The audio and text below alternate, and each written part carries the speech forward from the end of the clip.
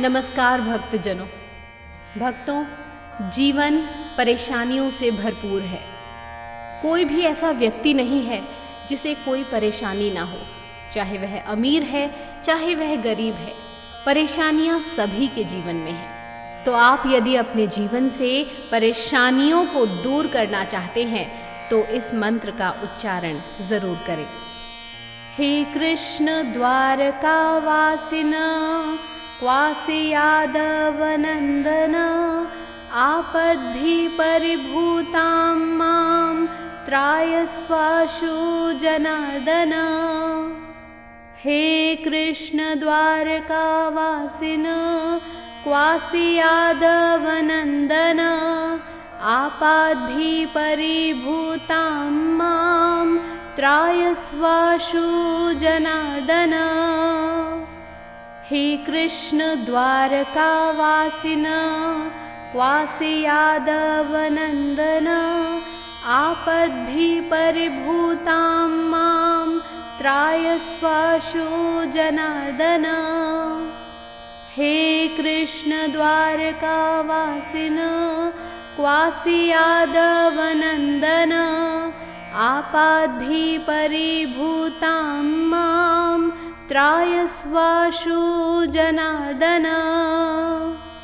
हे कृष्ण द्वारकावासिन क्वासि यादव नंदन आपद्भि परिभूतां मां त्रायस्वाशु जनार्दन। हे कृष्ण द्वारकावासिन क्वासि यादव नंदन आपद्भि परिभूतां मां त्रायस्वाशु जनार्दन। हे कृष्ण द्वारकावासिन क्वासि यादव नंदन आपद्भि परिभूतां मां त्रायस्वाशु जनार्दन। हे कृष्ण द्वारकावासिन क्वासि यादव नंदन आपद्भि परिभूतां मां त्रायस्वाशु जनार्दन। हे कृष्ण द्वारकावासिन क्वासि यादव नंदन आपद्भि परिभूतां मां त्रायस्वाशु जनार्दन। हे कृष्ण द्वारकावासिन क्वासि यादव नंदन आपद्भि परिभूतां मां त्रायस्वाशु जनार्दन।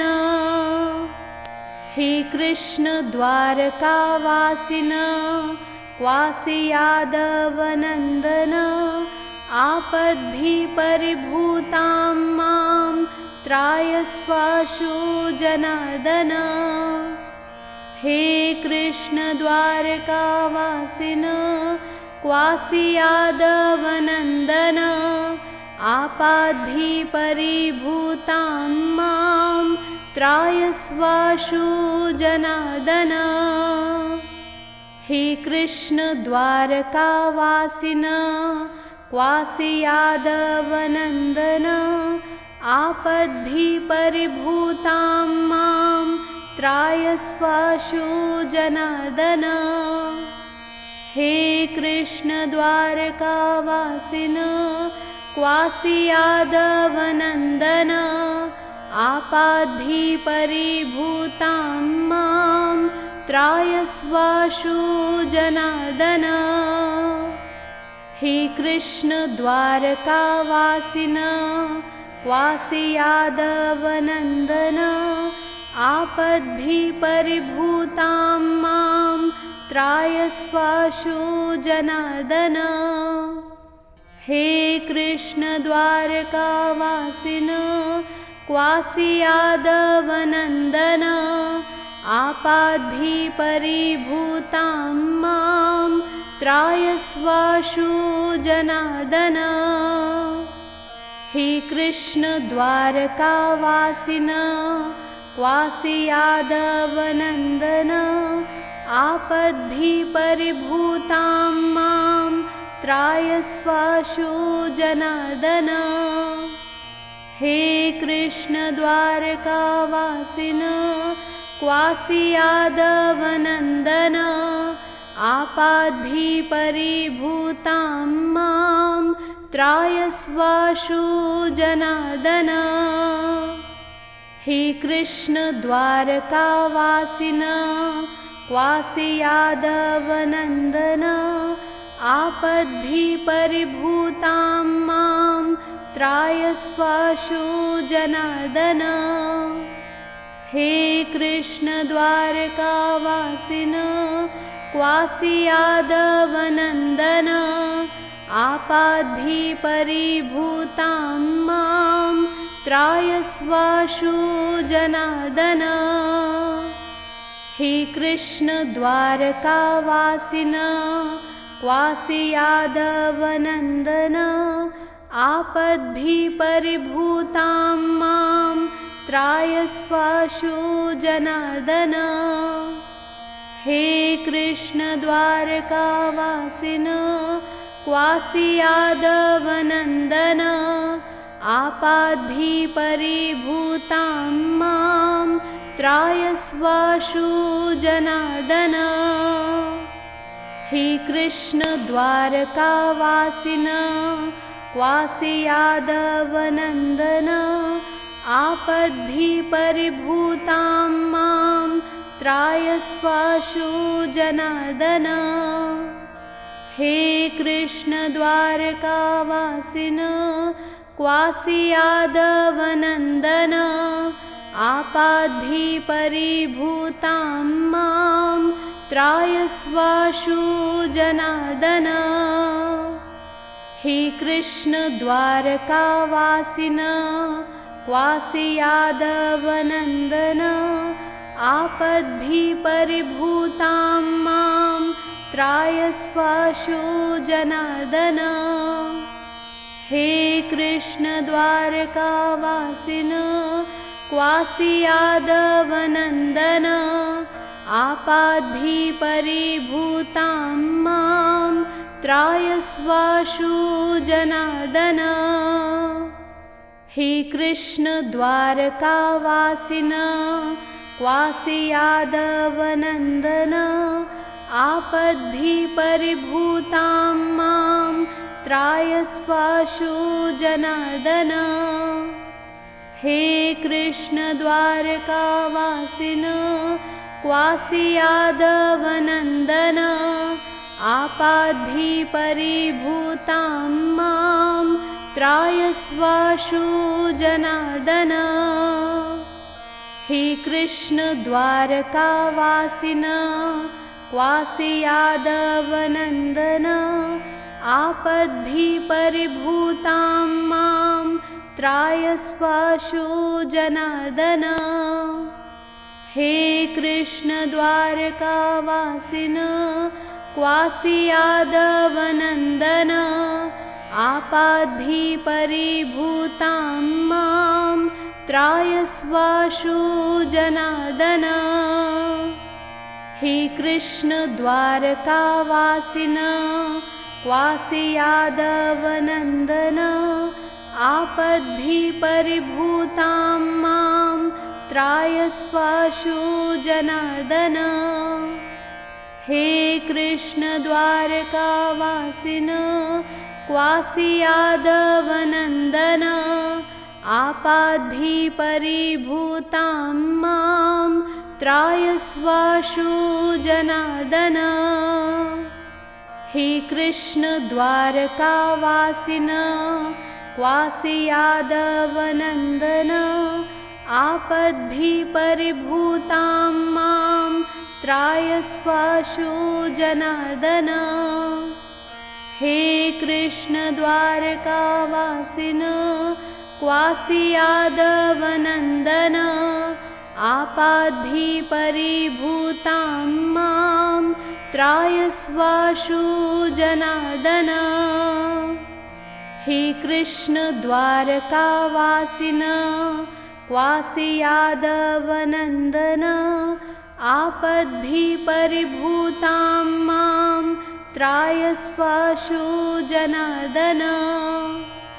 हे कृष्ण द्वारकावासिन क्वासि यादवनन्दन, आपद्भिपरिभूतां मां त्रायस्वाशु जनार्दन।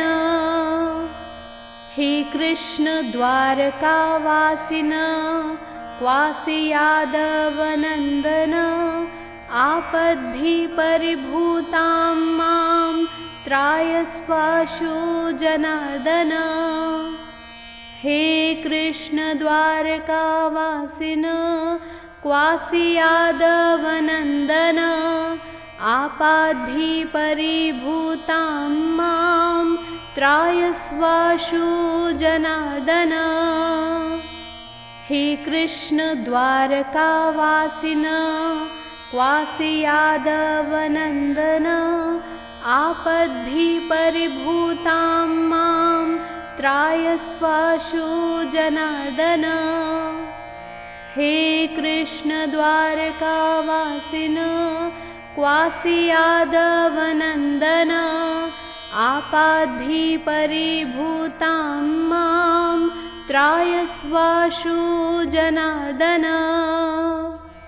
हे कृष्ण द्वारकावासिन क्वासि यादवनन्दन, आपद्भिपरिभूतां मां त्रायस्वाशु जनार्दन। हे कृष्ण द्वारकावासिन क्वासि यादवनन्दन, आपद्भिपरिभूतां मां त्रायस्वाशु जनार्दन। हे कृष्ण द्वारकावासिन क्वासि यादवनन्दन, आपद्भिपरिभूतां मां त्रायस्वाशु जनार्दन।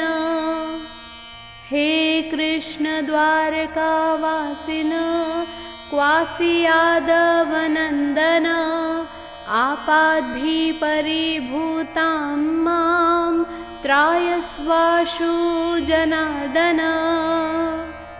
हे कृष्ण द्वारकावासिन क्वासि यादवनन्दन, आपद्भिपरिभूतां मां त्रायस्वाशु जनार्दन।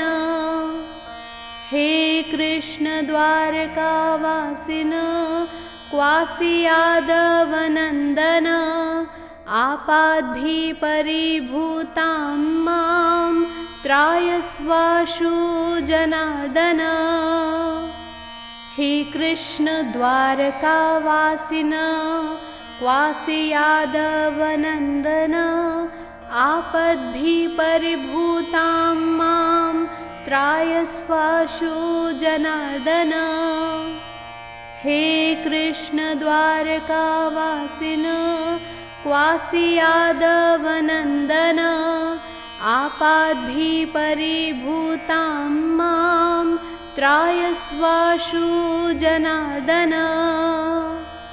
हे कृष्ण द्वारकावासिन क्वासि यादवनन्दन, आपद्भिपरिभूतां मां त्रायस्वाशु जनार्दन। हे कृष्ण द्वारकावासिन क्वासि यादवनन्दन, आपद्भिपरिभूतां मां त्रायस्वाशु जनार्दन। हे कृष्ण द्वारकावासिन क्वासि यादवनन्दन, आपद्भिपरिभूतां मां त्रायस्वाशु जनार्दन। हे कृष्ण द्वारकावासिन क्वासि यादवनन्दन, आपद्भिपरिभूतां मां त्रायस्वाशु जनार्दन। हे कृष्ण द्वारकावासिन क्वासि यादवनन्दन, आपद्भिः परिभूतां मां त्रायस्वाशु जनार्दन। हे कृष्ण द्वारकावासिन क्वासि यादवनन्दन। आपद्भिः परिभूतां मां त्रायस्वाशु जनार्दन। भक्तों, इस मंत्र के जाप से भगवान श्री कृष्ण की विशेष कृपा की प्राप्ति होती है। जीवन में अचानक कोई कठिन समय या मुश्किल आ जाए तो इस मंत्र का जाप कम से कम 108 बार अवश्य करें। ऐसा करने से आपको लाभ अवश्य मिलेगा। मंत्र का जाप पूरी श्रद्धा और शुद्ध हृदय से किया जाना चाहिए और सभी भक्तजन एक साथ हाथ उठाकर सच्चे हृदय से बोलेंगे, जय श्री कृष्णा।